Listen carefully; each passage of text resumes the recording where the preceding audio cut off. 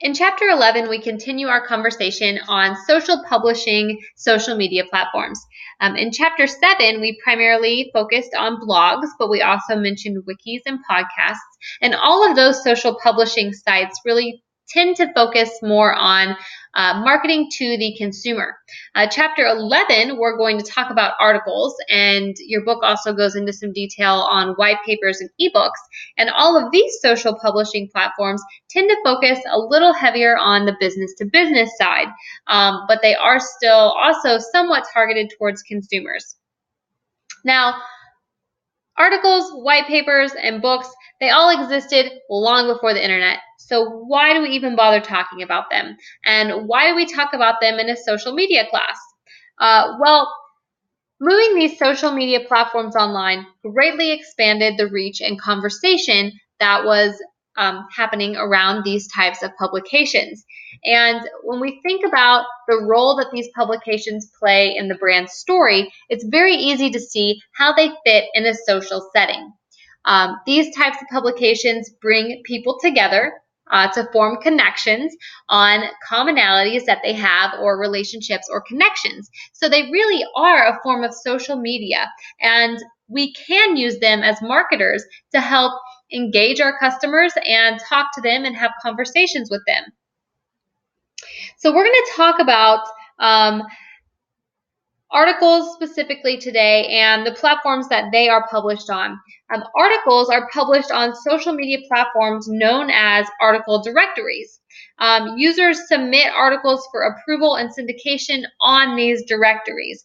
And so the directories themselves are the platforms where articles are published. And so this image here just kind of shows you an example of some of the social publishing platforms that host articles. You've probably heard of ehow.com and examiner.com and ezinearticles.com. BuzzFeed could also fall into this category, although it's not as common and it's usually much more consumer focused than these other sites here.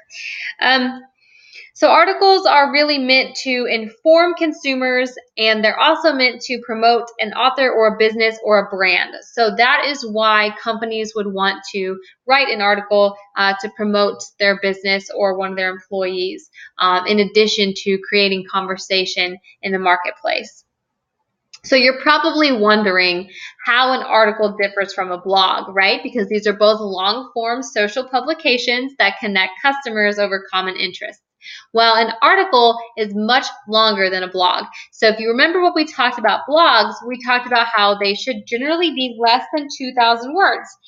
Consumers should be able to read them in about 3 to 6 minutes. Articles usually are 5,000 to 10,000 words. So consumers spend a little bit more time with articles than they do with blogs. Articles are much more professionally written than a blog. Blogs are written in casual conversational format. Articles are expected to contain more research and fact-based writing. Articles go much more in depth about a subject than a blog post would. Articles are also used as reputation builders for the company.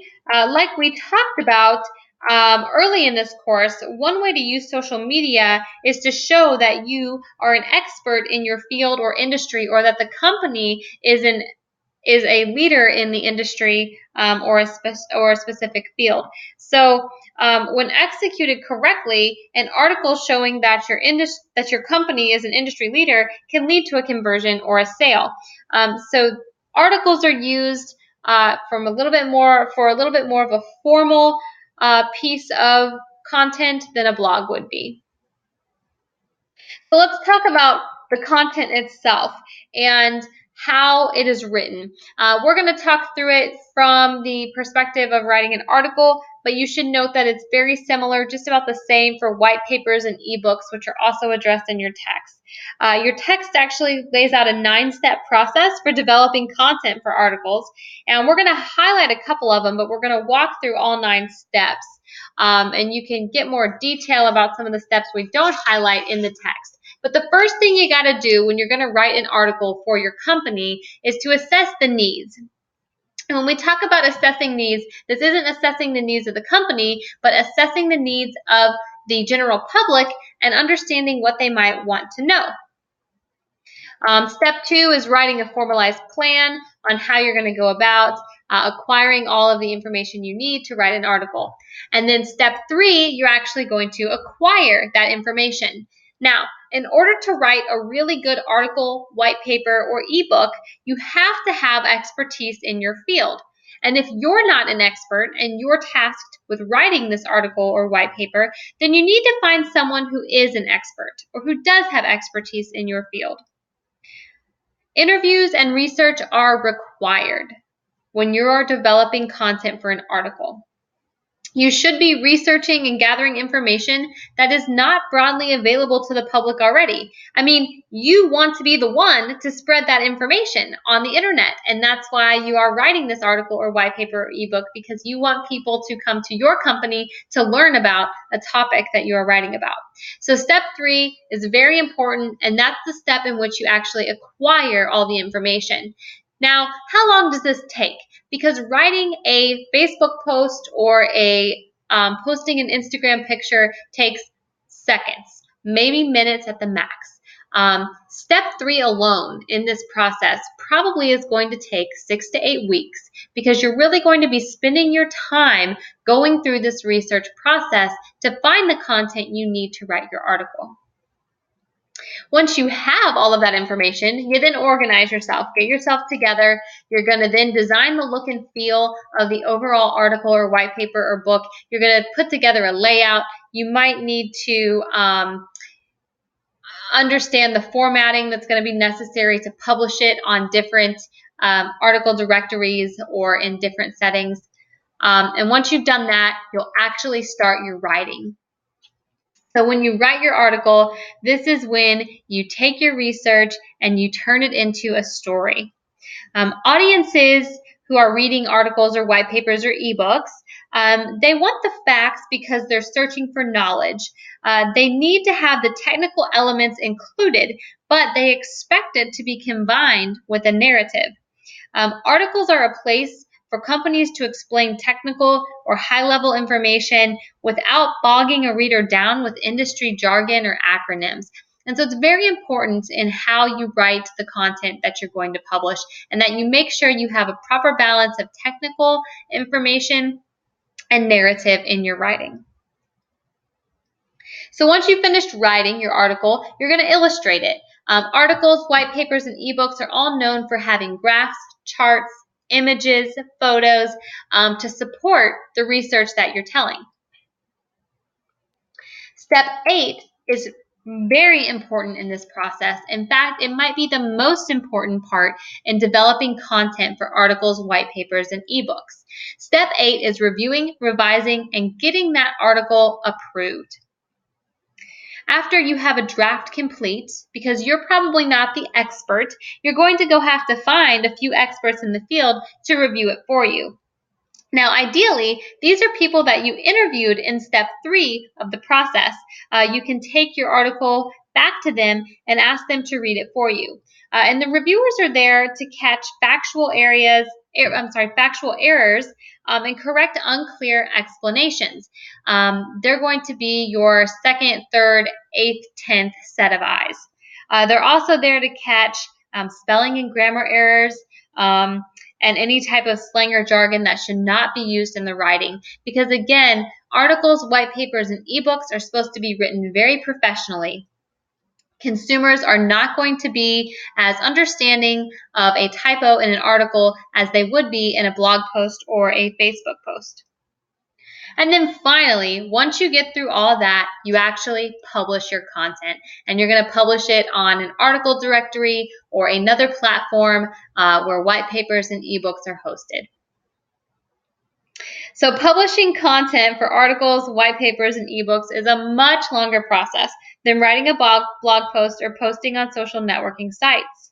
However, when you're posting on these social publishing platforms, you're staking your own reputation and the knowledge of your company on that publication. So showing a lack of knowledge or getting called out for factual errors is a quick way to lose credibility on social media and in all areas of your business. So as far as how often to post an article or publish an article and when to publish articles, white papers, or ebooks, the answer is that you should only publish it when the content is available. For business-to-business companies, they might be putting out one article a month or a couple articles a month. For business-to-consumer companies, it might just be one per year. It's going to be fewer and further in between. And the reason being is that you have to go through the research process for each one of these that you write. And you also have to make sure that you have enough content to develop a full article or white paper. So hopefully you can see where these fall in the terms of social media. These platforms, this online collaborative media, is really trying to help market companies, create sales, and serve as public relations outlets for the companies. So this is a different side of social media marketing than people normally think about, but there's still a very important platform for companies to be active on today. To put into perspective just how valuable this article, white paper, and ebook publishing is, Facebook launched their own instant articles element last year to their platform, and this allows publishers to publish articles directly through Facebook. Twitter's launching Moments that helps collect top articles that they think consumers want to read. Consumers have a desire to gather information. Remember all those impulses we talked about in Module 2?